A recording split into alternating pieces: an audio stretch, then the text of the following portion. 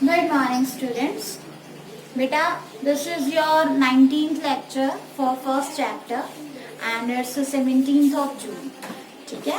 और in our yesterday's class we have discussed about your structure of height. ठीक है? कल की क्लास में हमने आपका structure of height कंप्लीट किया था. तो देखो स्टार्ट करते हैं. आज हम एक बार थोड़ा सा पहले का रिवाइज करवा देती हूँ, उसके बाद डायग्रामेटिक व्यू को हम रिटर्न फॉर्म में लेंगे कि हार्ट के अंदर बेसिकली होता क्या है.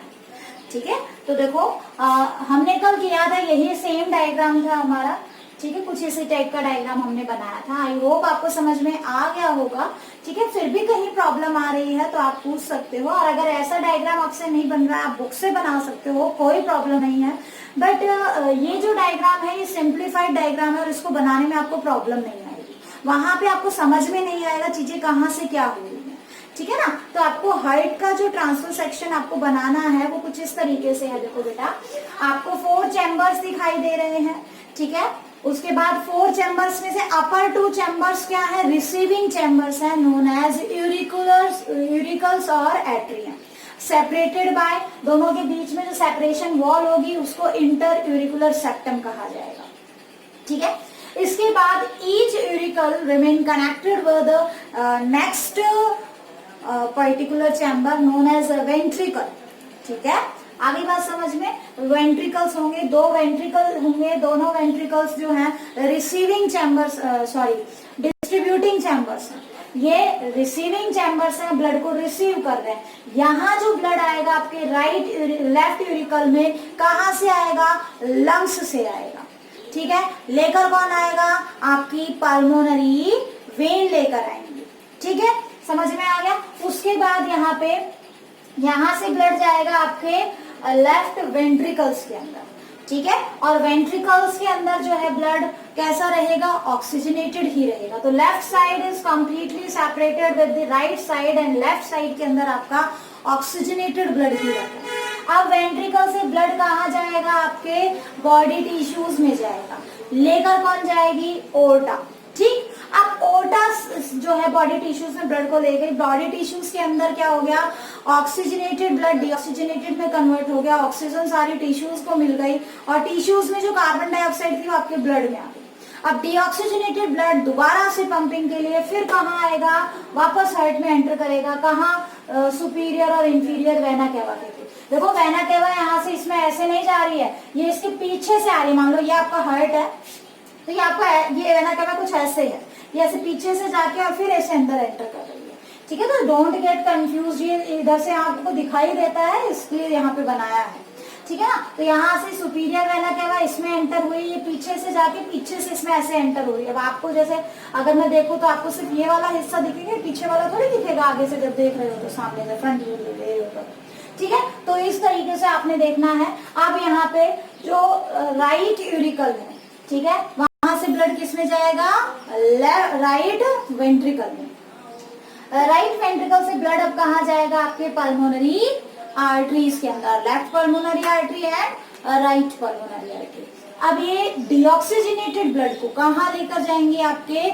आपके लंग्स में लेकर जाएंगे. लंग्स में वापस से क्या हो जाएगा? आपका ऑक्सीजनेटेड ब्लड डीऑक्सीजनेटेड में कन्वर्ट हो जाएगा. ठीक है, समझ में आ गया. डीऑक्सीजनेटेड ब्लड ऑक्सीजनेटेड में कन्वर्ट होगा, वापस से फिर से हार्ट में आएगा. ठीक है, तो देखो ये एक कंप्लीट साइकिल हो गई. लंग्स से ब्लड का निकल के वापस लंग्स में आना क्या हो गई?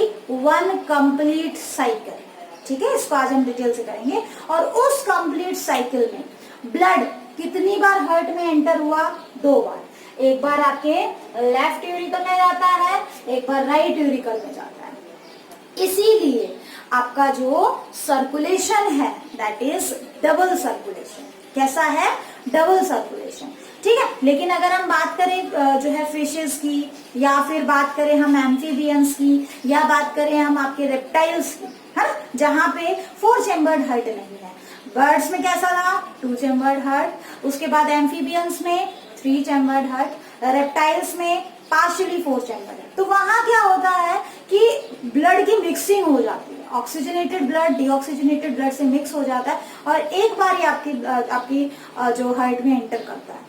ठीक है ना। पार्शियली 4 चैम्बर में तो थोड़ा सा डिफरेंशिएशन आ जाता है, बट बाकी जैसे आप बात करें फिशेस की, फिशेस में सिंगल सर्कुलेशन होता है, ठीक है। बाकी तो एम्फीबियंस में यहाँ पे 2 बार ही एंटर करता है, ठीक है, बट फिर भी मिक्सिंग ऑफ ब्लड हो जाती है, तो इसीलिए हम उसको डबल सर्कुलेशन में काउंट नहीं करते। वैसे सिंगल सर्कुलेशन आपको कहाँ मिलेगा, फिशेस के अंदर, जहाँ पे 2 चैम्बर हार्ट होता है। यूरिकल से एंटर किया, वेंट्रिकल से निकल गया, यूरिकल से एंटर किया, वेंट्रिकल से निकल गया, बस एक ही बात रहेगा। तो देखो अभी हमें पढ़ना है, इसको पूरा मैं एक्सप्लेन करूंगी। Bicuspid valve are present between left auricle and left ventricle, tricuspid valve are present between right auricle right ventricle, और जो ओर्टा और पल्मोनरी आर्टरी है, इनके जो वाल्व है उनको सेमी ल्यूनर वाल्व कहा जाता है। हार्ट की जो प्रोटेक्टिव कवरिंग है उसे पेरिकार्डियम कहा जाता है। हार्ट की जो वॉल है उसे क्या कहा जाएगा, मस्कुलर वॉल है जिससे हार्ट बेसिकली बना हुआ है, उसे क्या कहा जाएगा, ये जो मस्कुलर पार्ट आपको दिखाई दे रहा है टोटली मसल्स से बना हुआ है, ये क्या कहलाएगा, यहाँ पे आपको 3 क्या दिखाई देंगी, अलग अलग डिफरेंशिएशन दिखाई देंगे टिश्यूज के रेस्पेक्ट में, ठीक है, मसल्स के रेस्पेक्ट में। तो सबसे आउटर मोस्ट जो लेयर होती है दैट इज एपिकार्डियम, बीच वाली मायोकार्डियम जो बेसिकली कार्डियक मसल्स से बनी हुई होती है, और endocardium that is inner most layer, ठीक है, मसल्स की लेयर है, क्लियर, ठीक है। तो अब यहाँ पे हमने अच्छा दोनों वेंट्रिकल के बीच में जो सेप्टम होगा इंटर वेंट्रिकुलर सेप्टम, ठीक है, यूरिकुलर वेंट्रिकल्स के बीच में जो सेप्टम होगा यूरिकुलो वेंट्रिकुलर सेप्टम, क्लियर। तो हमने जो है बहुत सारी चीजें यहाँ पे की बेटा, अब एक बार इसको रिटर्न फॉर्म में देखते हैं, ठीक है, कि हार्ट के अंदर बेसिकली क्या क्या है, तो आपको रिटर्न फॉर्म में देखने से चीजें अच्छे से क्लियर हो जाएंगी, ठीक है ना। अब बेटा देखो जो हमने अभी डायग्राम में देखा था, ठीक है ना, वही हम रिटर्न फॉर्म में कर रहे हैं। तो देखो हार्ट के अंदर, ह्यूमन हार्ट में 4 चैम्बर्स होते हैं, ठीक है, और 2 अपर चैम्बर को क्या कहोगे, यूरिकल्स, और 2 लोअर चैम्बर्स को क्या कहेंगे हम, वेंट्रिकल्स कहेंगे, क्या कहोगे, वेंट्रिकल्स कहा जाएगा, ठीक है। अब क्या है आपका लेफ्ट यूरिकल, ठीक है, एक बार डायग्राम वाइज देखो, आप ऐसे 4 चैम्बर बना सकते हो, ठीक है ना, देखो समझ में आ जाएगा तो चीजें बहुत आसान है। लेफ्ट यूरिकल यानी कि दिस वन, ये लेफ्ट यूरिकल हो गया, ये लेफ्ट वेंट्रिकल हो गया, ये आपका राइट यूरिकल हो गया, ये आपका right ventricle. Left uracil receive oxygenated blood, ये याद रखना, ठीक है, लेफ्ट साइड होती ही ऑक्सीजनेटेड है, ठीक है, लेफ्ट साइड ऑक्सीजनेटेड के लिए होता है थ्रू पल्मोनरी वेन, और लेकर कौन आ रहा है, पल्मोनरी वेन, जो बेसिकली ब्लड को कैरी करती है लंग्स से हार्ट में, ठीक है, पल्मोनरी वेन लंग्स से हार्ट में ब्लड को कैरी करती है। आपको याद रखना है, क्वेश्चंस देखो लेंथी क्वेश्चंस बहुत रेयर आएगा, ऐसा हार्ट का डायग्राम या हार्ट के बारे में पूरी एक्सप्लेनेशन बहुत रेयर आती है। सीबीएसई बोर्ड में जैसे 3 नंबर का क्वेश्चन आया, और 3 नंबर के क्वेश्चन में कहेंगे ब्लड वेसल्स पहचानो या जो है चैम्बर पहचानो, ठीक है, तो चीजें माइंड में क्लियर होनी चाहिए, कहाँ से कैसे कौन सा चैम्बर पूछ ले, कौन सी ब्लड वेसल पूछ ले, उसका क्या कहाँ से कहाँ ब्लड सप्लाई कर रहा है वो पूछ ले, कुछ नहीं पता। इसीलिए मैं बार बार इसको जो है अलग अलग तरीके से आपको समझा रही हूँ कि कौन सी पर्टिकुलर ब्लड वेसल क्या कर रही है, तो आपने उस वेसल का नाम, उसमें कैसा ब्लड है, ऑक्सीजनेटेड या डीऑक्सीजनेटेड, और कहाँ से क्या कैरी करनी है, ये अच्छे से याद करना है, ठीक है। तो देखो लेफ्ट यूरिकल ने, लेफ्ट एट्रियम ने रिसीव किया ऑक्सीजनेटेड ब्लड पल्मोनरी वेन्स के थ्रू, ठीक है, जो बेसिकली ब्लड को लंग्स से हार्ट में लाती है, ठीक है, ऑक्सीजनेटेड ब्लड। अब राइट यूरिकल ये वाला, इसने क्या किया, इसने डीऑक्सीजनेटेड ब्लड रिसीव किया through vena cava, inferior and superior वो सब लिखने की जरूरत नहीं है, थ्रू वेना कैवा, ठीक है, which collect deoxygenated blood from body, जिसने जो है डीऑक्सीजनेटेड ब्लड को हमारे बॉडी से, बॉडी टिश्यूज से कलेक्ट किया and pour in right atrium, और कहाँ डाल दिया, राइट एट्रियम में डाल दिया। Left ventricle receive oxygenated blood, left ventricle ने ऑक्सीजनेटेड ब्लड रिसीव किया फ्रॉम द लेफ्ट यूरिकल, है ना, ये आपका लेफ्ट वेंट्रिकल है, लेफ्ट वेंट्रिकल से ब्लड कहाँ आया, आपके लेफ्ट वेंट्रिकल में आया, ठीक है, and send the blood to whole body tissues, और यहाँ से आपके बॉडी टिश्यूज में भेज दिया, ठीक है। तो बेसिकली यहाँ पे बॉडी टिश्यूज में कौन लेकर जाएगा, ओर्टा, है ना, थ्रू ओर्टा। यहाँ तक क्लियर हुआ, ठीक है। अब देखो नेक्स्ट, अभी तो हमने यहाँ तक बात किया, अब अगर हम बात करें राइट वेंट्रिकल की, ठीक है, तो राइट वेंट्रिकल क्या कर रहा है, राइट वेंट्रिकल राइट, यहाँ पे राइट वेंट्रिकल,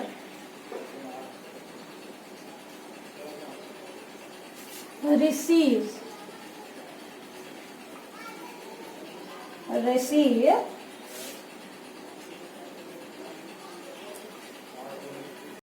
deoxygenated blood। जब भी राइट आ जाए deoxygenated blood from, कहां से, from your right atrium, है ना, राइट वेंट्रिकल में राइट एट्रियम से आया है, right atrium, and send it to lungs through pulmonary artery, clear. तो ये चार चीजें आपको याद रखनी है, ब्लड कहाँ से कहाँ आ रहा है, ठीक है, और कहाँ जा रहा है, सप्लाई ऑफ ब्लड, ठीक है ना। अब देखो यहाँ पे हमें क्या याद रखना है, कुछ इंपॉर्टेंट पॉइंट्स याद करने हैं, बट इंपॉर्टेंट पॉइंट्स को हम बाद में कवर करेंगे। अच्छा, यहाँ पे एक चीज और लिख लो, ठीक है ना, पेरिकार्डियम के बारे में। Heart is protected through pericardium, ठीक है। ऐसी मेम्ब्रेन जो हार्ट को प्रोटेक्ट कर रही है उसको क्या बोलोगे, पेरिकार्डियम, क्लियर, समझ में आ गया, ठीक है। अब देखो बेटा, अगर आपसे मैं एक जो है चार्ट की कहूँ, एक फ्लो चार्ट बनाओ आप, तो आप फ्लो चार्ट इजीली बना सकते हो, है ना, कि कहाँ से कहाँ ब्लड जा रहा है, समझ में आ गई बात, ताकि ये चीजें आपकी क्लियर हो। देखो अभी हमने हार्ट का सिर्फ जो है वो चीज देखिए जो बेसिकली आपके पेपर में आती है। तो एक डायग्रामेटिक फ्लो चार्ट हम देखते हैं। देखो ये हमने लगा ली आपकी लंग्स से ब्लड चलता है, ठीक है, लंग्स से ब्लड चला, ठीक है ना, और लंग्स से जो ब्लड चला वो कैसा चला, ऑक्सीजनेटेड ब्लड चला, ठीक है, लंग्स से ऑक्सीजनेटेड ब्लड चला और कहाँ पहुंच गया, आपके लेफ्ट एट्रियम में पहुंच गया। कहाँ पहुंचा, लेफ्ट एट्रियम, ठीक है। लेफ्ट एट्रियम से कहाँ पहुंचा, आपके लेफ्ट वेंट्रिकल में, ठीक है। लेफ्ट वेंट्रिकल में क्या हुआ, लेफ्ट वेंट्रिकल से कहाँ जाएगा, आपके बॉडी टिश्यूज में जाएगा, ठीक है। बॉडी टिश्यूज में अब ब्लड कैसा हो गया है, डीऑक्सीजनेटेड, है ना, बॉडी टिश्यूज में क्या हो गया है, डीऑक्सीजनेटेड। अब ये कहाँ आएगा, आपके कहाँ पे आएगा, राइट एट्रियम, ठीक है, राइट एट्रियम। राइट एट्रियम से कहाँ जाएगा, राइट वेंट्रिकल, ठीक है। राइट वेंट्रिकल से कहाँ जाएगा बेटा, आपके लंग्स में वापस चला जाएगा, क्लियर, ठीक है। अब हमें क्या याद रखनी है, यहाँ पे ब्लड वेसल्स भी हम लिख लेते हैं कि कौन सी ब्लड वेसल कैसी है। अब मैंने यहाँ पे जो आपको पार्टीशन किया है, ठीक है, ये पार्टीशन किस टाइप का है, पार्टीशन में देखो कलर जो है, कलर वेरिएंट्स आपको दिखाए हुए हैं, ठीक है ना, कलर वेरिएंट्स आपको दिखाए हुए हैं यहाँ पे। तो ये जो रेड कलर है बेसिकली ऑक्सीजनेटेड ब्लड के लिए है, और जो ब्लू कलर है दैट इज फॉर योर जो है डीऑक्सीजनेटेड ब्लड, समझ में आया, ठीक है ना। अब देखो जो लंग्स से लेफ्ट एट्रियम में ब्लड लेकर आती है वो कौन सी होती है, पल्मोनरी वेन्स, ठीक है। ये अपने आप चला जाएगा, किसी ब्लड वेसल की जरूरत नहीं है, ठीक है ना। और यहाँ पे बॉडी टिश्यूज में कौन लेकर जा रहा है, ओर्टा लेकर जा रही है। बॉडी टिश्यूज से ब्लड कहाँ आ रहा है, राइट एट्रियम में, और राइट एट्रियम में बॉडी टिश्यूज से ब्लड को कौन कलेक्ट करके लाता है, वेना केवा, ठीक है। अब राइट एट्रियम से राइट वेंट्रिकल में अपने आप चला जाएगा, राइट वेंट्रिकल से जो आएगा उसको कौन लेकर जाएगा, पल्मोनरी आर्टरी, ठीक है। तो ये आपका जो है डायग्रामेटिक व्यू है, सॉरी फ्लो चार्ट है for the flow of blood in your body, समझ में आ गई बात, flow of blood in your body, इसको अच्छे से याद कर लो, ठीक है। जहां जहां चैम्बर है वहां वहां हमने ऐसे कर दिया है, और जो जो ब्लड वेसल्स हैं यहाँ पे, ठीक है ना, उन ब्लड वेसल्स को बेसिकली हमने क्या लिखा है, आपका एरो के ऊपर लिख दिया है। ठीक है, तो अब चीजें आई थिंक आपकी अच्छे से क्लियर हो गई होंगी। ठीक है ना, तो this one is flow of blood in your body. ठीक है, अब बात करते हैं कुछ इंपॉर्टेंट पॉइंट्स की जो आपको मैंने समझाए हैं। ठीक है, इंपॉर्टेंट पॉइंट्स में क्या क्या करना है, देखो एक तो हम वाल्व लिखेंगे, आपको वाल्व ध्यान में रखिएगा, स्क्रीनशॉट ले लो बेटा इसका। अब देखो वाल्व की बात करते हैं कि कौन सा वाल्व कहाँ होता है। ठीक है, कौन सा वाल्व कहाँ होता है इसकी बात करते हैं। तो देखो सबसे पहले आपने जो एक्स्ट्रा पॉइंट्स याद रखने हैं that are for your competitive exams. ठीक है, आपसे जनरली पूछे नहीं जाएंगे बट कॉम्पिटिटिव एग्जाम्स में जनरली कई बार आ जाता है, तो उसके लिए देखेंगे। अब इम्पॉर्टेंट पॉइंट्स के अंदर देखो बेटा, इम्पॉर्टेंट पॉइंट्स में सबसे पहले सेपरेशन बिटवीन टू यूरिकल्स। हमने एक बार फिर से हम डायग्राम बना लेते हैं। ठीक है ना, ये आपका ये वाला जो सेप्टम है, दो यूरिकल के बीच का जो सेप्टम है, उसको हमने क्या नाम दिया, इंटर यूरिकुलर सेप्टम। यहाँ लिख लो आप, ये लेफ्ट यूरिकल हो गया, ये लेफ्ट वेंट्रिकल, ये आपका राइट यूरिकल, ये आपका राइट वेंट्रिकल। ठीक है, तो दो यूरिकल के बीच का जो सेप्टम है उसको क्या कहेंगे, इंटर यूरिकुलर सेप्टम। ठीक है, सेपरेशन बिटवीन टू वेंट्रिकल्स, दो वेंट्रिकल्स के बीच में जो सेप्टम है उसको क्या कहेंगे, इंटर वेंट्रिकुलर सेप्टम। क्लियर? ठीक है, अब है separation between uracil and ventricle. एक यूरिकल और एक वेंट्रिकल के बीच का जो सेप्टम है उसको क्या कहेंगे, इंटर यूरिकुलर सेप्टम। ये वाला जो सेप्टम है, अच्छा ये वाला सेप्टम क्या था, इंटर वेंट्रिकुलर, और ये दोनों जो सेप्टम्स हैं इनको क्या बोलोगे, यूरिकुलो वेंट्रिकुलर सेप्टम। क्लियर? ठीक है, अब वाल्व की बात करते हैं। ठीक है ना, तो आपका राइट यूरिकल और right ventricle, sorry left uracil left ventricle, यहाँ पे जो वाल्व होगा, ठीक है, कौन सा, बाइकस्पिड वाल्व या मिट्रल वाल्व। ठीक है ना, और अगर हम बात करें किसकी, यहाँ पे valve between right uracil and right ventricle, तो यहाँ ये वाला वाल्व जो है दैट इज ट्राइकस्पिड। ठीक है, आपके कॉम्पिटिटिव एग्जाम्स में पूछे जाते हैं, ये सारी चीजें आपको बिल्कुल क्लियर होनी चाहिए। उसके बाद valve eight opening of pulmonary aorta and systemic aorta. Systemic aorta यहाँ से ऐसे निकल रही थी, पल्मोनरी ओर्टा यहाँ से ऐसे निकल रही थी। ठीक है, सिस्टमिक ओर्टा ब्लड को कहाँ, ऑक्सीजनेटेड ब्लड को कहाँ लेकर जाती है, बॉडी टिश्यूज में, और पल्मोनरी ओर्टा बॉडी ब्लड को कहाँ लेकर जाती है, आपके लंग्स में लेकर जाती है। ठीक है ना, तो बेसिकली दोनों ओर्टा जो है उनकी जो ओपनिंग है वेंट्रिकल्स के अंदर, वहां पे कौन सा वाल्व होता है, सेमील्यूनर वाल्व। ठीक है, अगर ये चीजें क्लियर है तो आगे एनटीएससी वगैरह जो एग्जाम्स होते हैं वहां आपको फाइट करने में प्रॉब्लम नहीं आएगी। ठीक है, तो ये क्या है, कुछ इंपॉर्टेंट चीजें हैं। ठीक है, that you have to remember. अब बात करते हैं फंक्शनिंग ऑफ हार्ट की। Flow of blood in heart हम कर चुके हैं। ठीक है ना, अब हार्ट काम कैसे करता है, ऐसा क्या है हार्ट में कि वो अपने आप लगातार बीट कर रहा है। देखो हार्ट को अगर आप अपनी बॉडी से बाहर निकाल दो, ठीक है, अगर आप अपने हार्ट को बॉडी से बाहर निकाल दो तो कम से कम आधे घंटे के लिए भी वो बीट करता रहेगा। ठीक है, अगर उसकी बीटिंग प्रोसेस जो है, हार्ट बीटिंग प्रोसेस जो है वो स्टॉप नहीं हुई है, तो आपने एक जिंदा इंसान का हार्ट अगर निकाल दिया बाहर तो वो कम से कम हाफ आवर के लिए क्या करेगा, बीटिंग शो करता है। समझ में आ गई बात? इसीलिए हमारा जो हार्ट है दैट इज मायोजेनिक हार्ट। ठीक है ना, आगे समझ में। तो क्या होता है इसके बारे में हम डिटेल से नेक्स्ट क्लासेस में पढ़ेंगे। अब बात करते हैं फंक्शनिंग ऑफ हार्ट की। ठीक है, फंक्शन देखो, वो फ्लो ऑफ ब्लड हमने जो स्ट्रक्चर किया है दैट इज टॉपिक, या टॉपिक कौन सा है, flow of blood in your heart. ठीक है, बेसिकली आपके पेपर में फ्लो ऑफ हार्ट ही आता है, लेकिन आज ये वाला जो है इसको याद रखना ओनली फॉर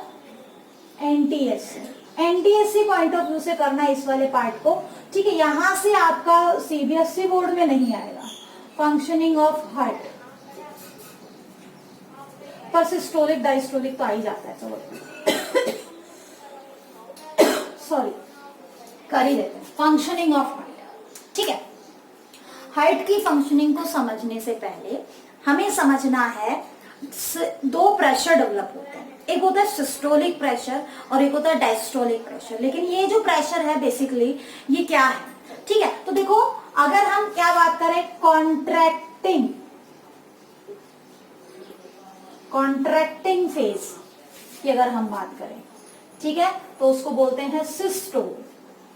ठीक है ना, क्या बोलोगे, सिस्टोल।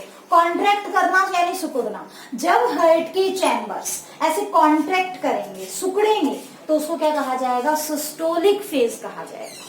समझ में आया? कॉन्ट्रैक्शन का मतलब होता है सिस्टोल, यानी कि इस तरीके से जो है जो बिछना होता है जिसको आप कह रहे हो कॉन्ट्रैक्शन, ठीक है। और अगर हम क्या कहते हैं, जो रिलैक्सेशन फेज होता है, रिलैक्सेशन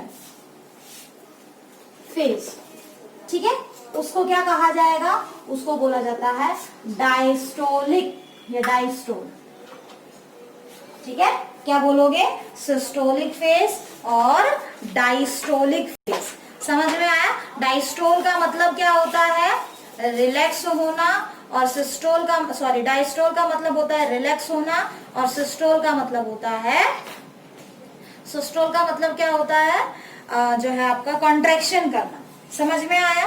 ठीक है। तो बेसिकली ये डायस्टोल, सिस्टोल, ये दो चीजें, मतलब contract relax, contract relax, systole diastole, systole diastole. समझ में आया? तो जब हार्ट की वॉल कॉन्ट्रैक्शन शो नहीं कर रही है तो उसको हमने क्या माना? आपका रिलैक्सेशन फेज यानी कि डायस्टोलिक फेज माना।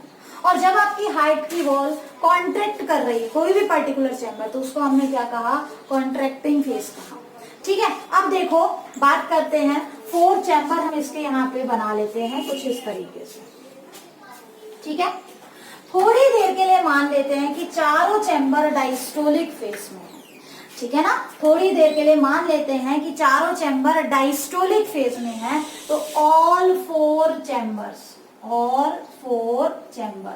क्या शो कर रहे हैं? डायस्टोल शो कर रहे हैं, ठीक है। डायस्टोल है यानी कि इसको क्या कहेंगे? जो है कंबाइंड डायस्टोलिक फेज बोल सकते हो, ठीक है। कंबाइंड डायस्टोलिक फेज बोलेंगे इसको। तो देखो यहाँ पे बेसिकली चारों के चैम्बर हम मान के चल रहे हैं कि अभी काम नहीं कर रहे हैं, ठीक है ना। तो अभी इसको कंबाइंड डायस्टोलिक फेज में हमने दिया है। अब देखो क्या है, यहाँ से आपका ब्लड आया ऑक्सीजनेटेड ब्लड, और यहाँ से आया डीऑक्सीजनेटेड ब्लड, ठीक है। दोनों एट्रियम में ब्लड कहाँ से आया? आपके लेफ्ट एट्रियम में आया आपके लंग्स से, और राइट एट्रियम में आया आपके बॉडी टिश्यूज से, ठीक है। तो दोनों एट्रियम में क्या हुआ? जब ब्लड भरना स्टार्ट किया तो धीरे धीरे, अभी देखो ये वाले वाल्व बंद है, ये वाले ओपन है, ये वाले वाल्व क्या है? ओपन है, ठीक है। तो कुछ ब्लड यहाँ पे भरेगा और कुछ ब्लड यहाँ से किस में जाएगा? आपके वेंट्रिकल्स में हो जाएगा, ठीक है। अब देखो यहाँ से बैक फ्लो नहीं होगा ब्लड का, क्योंकि बेसिकली जो आपकी जो ब्लड यहाँ से, ब्लड वेसल यहाँ से इनर्वेट करती है वो कुछ ऑब्लिक फॉर्म में होती है।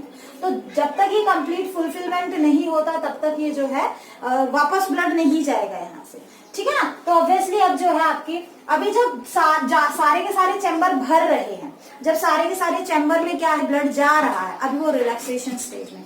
यूं मान के चलो जैसे आपके पास एक बलून है, ठीक है, और उस बलून में आप वाटर फिल कर रहे हैं, तो ऑब्वियसली अभी वो रिलैक्सेशन मोड में है। जब तक उसमें वाटर भरेगा वो क्या है? रिलैक्सेशन फेज में है। क्लियर? तो दोनों चैम्बर में, चारों चैम्बर में जब ब्लड फिल्ड हो रहा है, that is known as joint diastole. क्या बोलोगे उसको? जॉइंट डायस्टोल, ठीक है। और जॉइंट डायस्टोल कितना होता है बेटा? 0.4 सेकेंड का होता है। क्या होता है? 0.4 सेकेंड का होता है। क्लियर? अब क्या है कि ये वेंट्रिकल्स देखो, यहाँ से जो सेम्युलर वाल्व थे, ठीक है, जैसे मान लो मैं यहाँ पे इस तरीके से आपकी ओल्टा बना दूं, और यहाँ पे इस तरीके से हम आपकी पल्मोनरी आर्टरी बना दें, हाँ। तो ये वाला वाल्व अभी बंद है, ये वाला वाल्व भी बंद है, ठीक है। तो जब ये कंप्लीटली फिल हो जाएंगे, तो जैसे ही ये कंप्लीटली फिल होंगे, ठीक है, तो कंप्लीटली फिल होंगे, तो देखो अब क्या होगा? कंप्लीटली फिल होंगे तो बेसिकली यहाँ पे कंप्लीटली फिल होने से पहले जब इसमें क्या भरेगा? आपका ब्लड भर रहा है, एट्रियम में जो ब्लड भर रहा है, उस टाइम पे सारा का सारा ब्लड वेंट्रिकल में चला जाए। मान लो ये अपर चैम्बर है, ये लोअर चैम्बर है, इस चैम्बर में से ब्लड इस नीचे वाले चैम्बर में जा रहा है, ऊपर वाले चैम्बर में ब्लड धीरे धीरे कहाँ से आ रहा है? अलग अलग एरिया से आ रहा है। तो जब ये भर रहा है तो अब ये क्या करेगा? कॉन्ट्रैक्ट करेगा। जैसे आपने बलून रखे, 2 बलून ऊपर नीचे रखे, ठीक है, ऊपर वाले बलून को आपने कनेक्ट किया हुआ है नीचे वाले बलून से। तो पहले तो क्या है, सारा का सारा धीरे धीरे किस में जा रहा था, वेंट्रिकल्स में जा रहा था, क्योंकि आपस में ही एक दूसरे से कनेक्टेड है। ठीक है, अब क्या हुआ, ये ऐसे क्या करने लगा, भरने लगा। जब ये कंप्लीटली ऐसे भर जाएगा, मतलब फूल जाएगा, ऐसे भर जाएगा कंप्लीटली, थोड़ा सा फूल जाएगा, ठीक है ना। तो अब क्या होगा, यहां से सारा जो ब्लड है वो इसमें चला जाएगा। इसको इंश्योर करने के लिए क्या होगा, आपकी दोनों एट्रियम क्या करेंगी, कॉन्ट्रैक्ट करेंगी। ठीक है, उसको बोला जाता है एट्रियल सिस्टोल। क्या बोलोगे, एट्रियल सिस्टोल। कितनी देर का होगा, 0.1 सेकेंड का होगा। ये डाटा फिक्स है, ये डाटा आपको याद करना है। एट्रियल सिस्टोल, दोनों एट्रियम एक साथ क्या करेंगे, कॉन्ट्रैक्ट करेंगे, ताकि सारा ब्लड किसमें जाए, आपके वेंट्रिकल्स में जाए।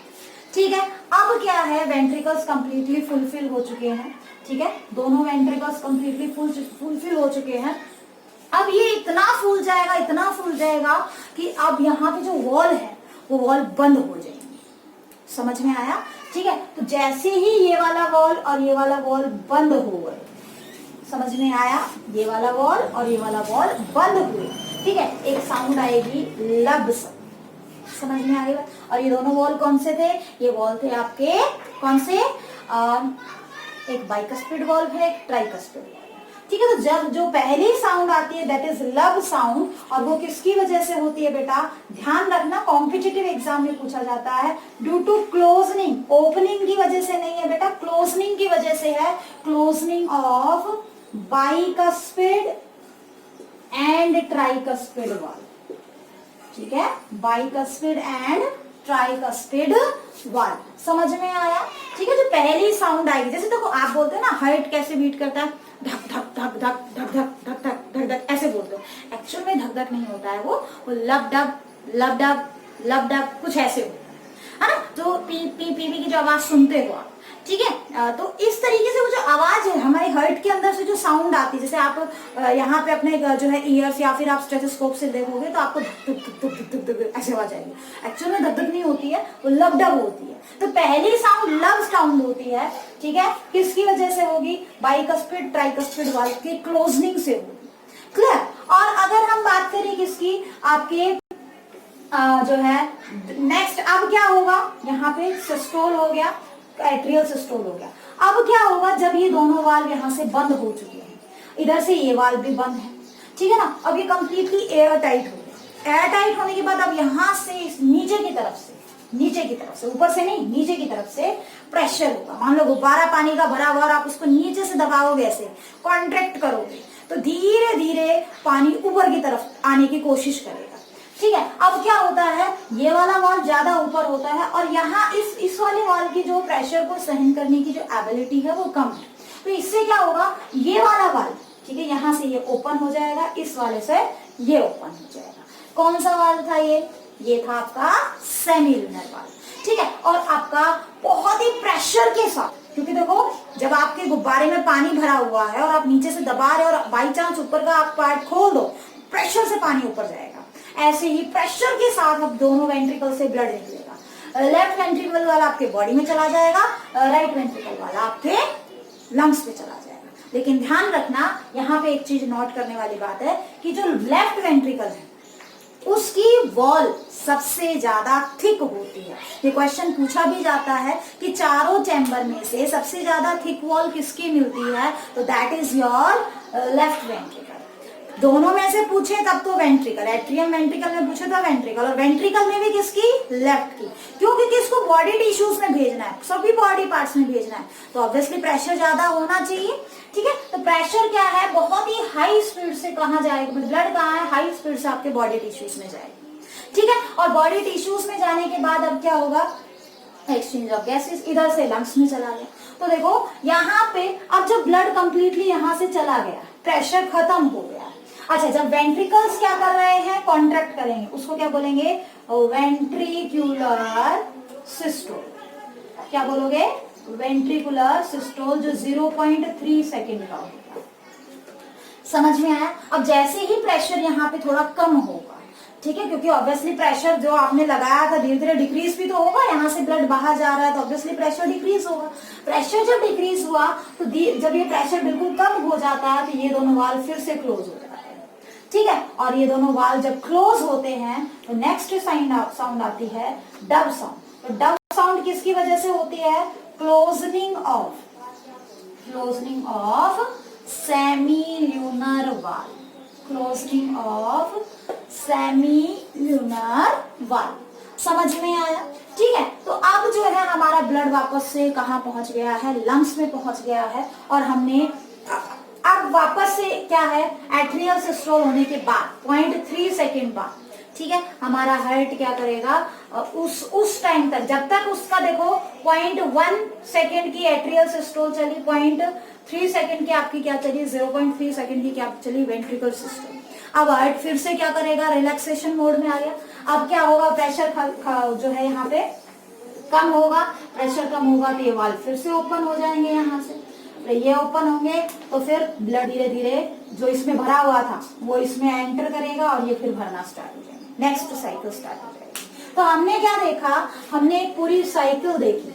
ठीक है, ब्लड लंग्स से चला, ठीक है, और वापस कहाँ, बॉडी आपके हार्ट में गया।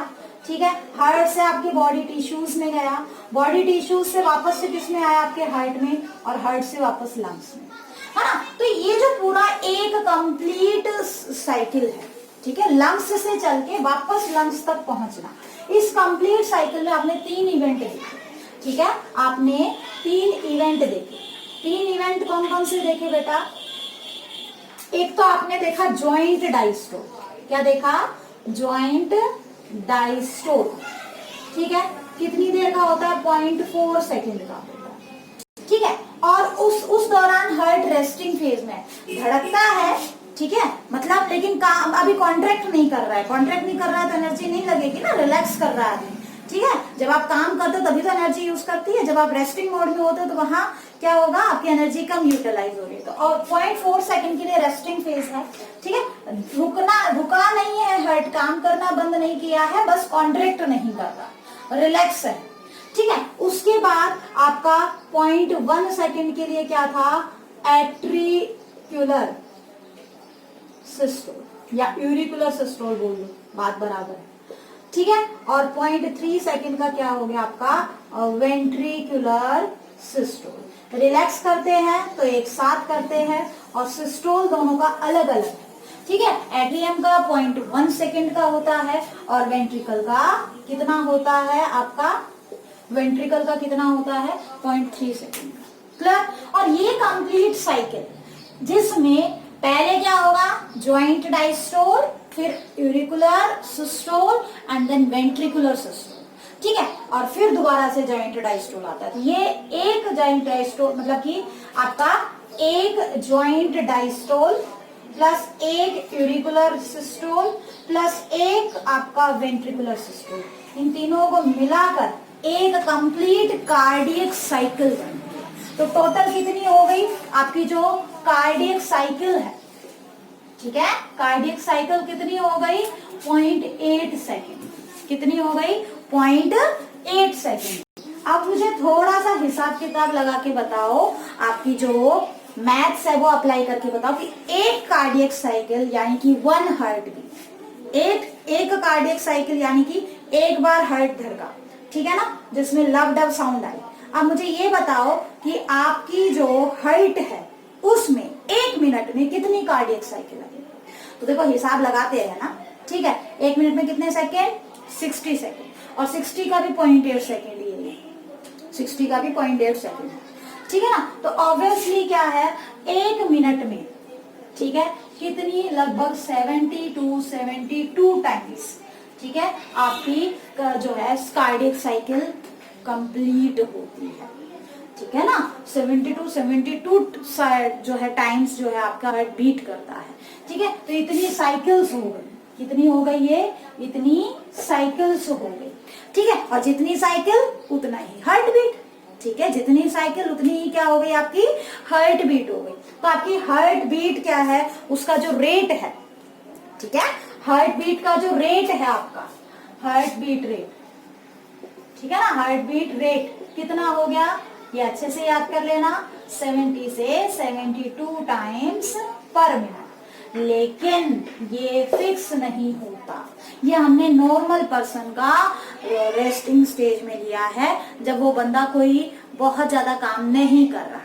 ठीक है, अगर बंदा बहुत ज्यादा काम कर रहा है, बहुत एक्सेस में काम कर रहा है, जैसे आप रनिंग कर रहे हो, आप स्टेयर्स पे चढ़ रहे हो, ठीक है, आगे बात समझ में, जब आप बहुत ज्यादा जो है कार्डियो वर्क कर रहे हो, कार्डियो मतलब आपके हार्ट से रिलेटेड, ठीक है, हार्ट से रिलेटेड किस सेंस में, क्योंकि उस टाइम पे हमारी मतलब एक्सरसाइज कर रहे हो या कोई भी हाई एनर्जी नीडिंग वर्क कर रहे हो, तो उस टाइम पे क्या है, जैसे बाइसाइकिलिंग कर रहे हो, तो उस टाइम पे क्या है, आपकी बॉडी एक्सरसाइज कर रही है, ऑक्सीजन ज्यादा चाहिए, ऑब्वियसली ब्लड की सप्लाई फास्ट होनी चाहिए, तो हार्ट रेट आपका बढ़ जाता है। दौड़ के आते हो और फिर जो है सांस फूल जाता है, और यहाँ पे हाथ रख के देखोगे बहुत जोर से धक धक धक धक धक धक होती है, वो क्यों, क्योंकि हार्ट रेट उस टाइम पे इंक्रीज कर जाता है। ठीक है, डिक्रीज रेयरली ही होता है। ठीक है, हार्ट बीट लगभग बढ़ती है। तो एक नॉर्मल पर्सन की हार्ट बीट कितनी होती है, 70 से 72 टाइम्स पर मिनट। समझ में आ गया, 70 से 72 टाइम्स पर मिनट होती है। क्लियर, ठीक है। तो देखो बेटा, आज जो यहाँ पे लिखवाया है ना, वो आपको समझ में नहीं आ रहा होगा। अभी मैंने हार्ट की फंक्शनिंग बताई है। ठीक है, एक चीज और देख लो, हार्ट बीट आपको समझ में आ गया।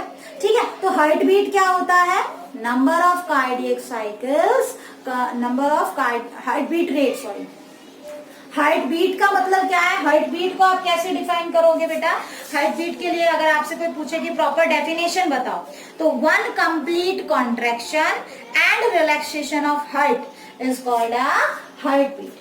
एक कंप्लीट कॉन्ट्रैक्शन और एक कंप्लीट कॉन्ट्रैक्शन और एक कंप्लीट रिलैक्सेशन क्या कहलाएगा, वन हार्ट बीट कहलाएगा।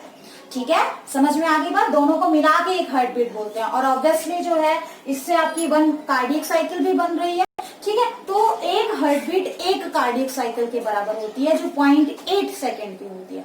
और आपसे कोई पूछ ले रेट ऑफ हार्ट बीट क्या है, तो रेट का मतलब यानी टाइम के रेस्पेक्ट में पूछ लिया, तो इसका मतलब आप बताओगे 70 to 72 टाइम्स पर मिनट। ठीक है, नॉर्मली, लेकिन ये इंक्रीज हो जाता है at the time of exercise. ठीक है, एक और चीज आपने बतानी है, यहाँ पे होता है पल्स रेट। पल्स रेट क्या होता है, देखो, जैसे ही यहाँ से ब्लड बाहर निकला दोनों आर्टरीज के, ठीक है, जैसे ही ब्लड यहाँ से निकला तो आपकी जो आर्टरी है वहां पे प्रेशर ज्यादा होगा, प्रेशर ज्यादा होगा तो स्लाइट इंक्रीज होगा, आपका जो ब्लड वेसल है वो स्लाइटली क्या होगा, इंक्रीज होगा।